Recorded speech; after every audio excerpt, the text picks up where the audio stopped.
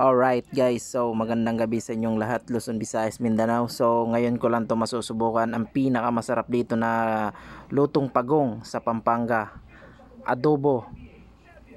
Susubukan natin kung masarap talaga. Sinasabi nila masarap daw ito kapag naluto na.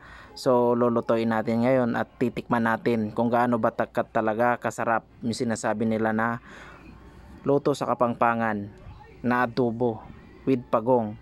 So ano pang inaantay nyo guys, tara na. Yan guys, pagkatapos natin hinugasan, lalagyan natin yan ng tanlad. Yan guys, pag nakikita nyo yan, yan yung pagong. Bali tinanggal lang yung ano nyan, yung sa taas, yung parang shell nya. Yan.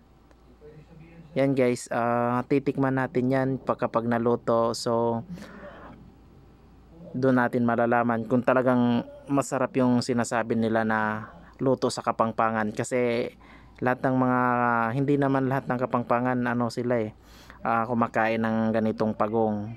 So ngayon susubukan natin kung gaano kasarap yung sinasabi nila kapag tapos na daw maluto.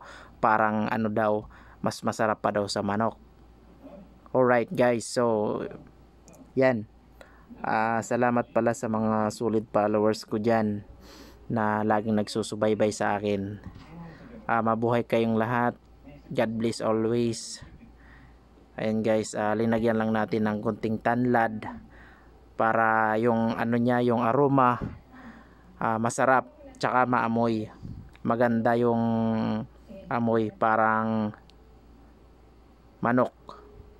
Yan guys, pag nakikita nyo yan, yan yung sinasabi nilang pagong. Yan. Yan guys, bali nakuha lang namin yan sa ano, sa sa kuryente lang yan guys, kangina lang yan.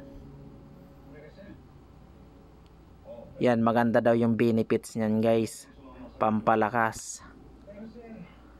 Yan guys, pag nakikita nyo, napakadami na yan. 6 nga pala yan guys. Oh, di ba? Sarap. Wow. Sarap na sarap. Susubukan natin kung kaano talaga kasarap. Yan kumikinang pa. Yan yung mga taba-taba. Guys, mukhang ano lang siya kainin. Nakaka-teens lang kainin dahil pag nakikita nyo, parang hindi normal na mga laman loob. Pero sabi nila, masarap daw. Lalagyan muna yan ng suka na may halong sili, parang imamarinate bago siya lutuin.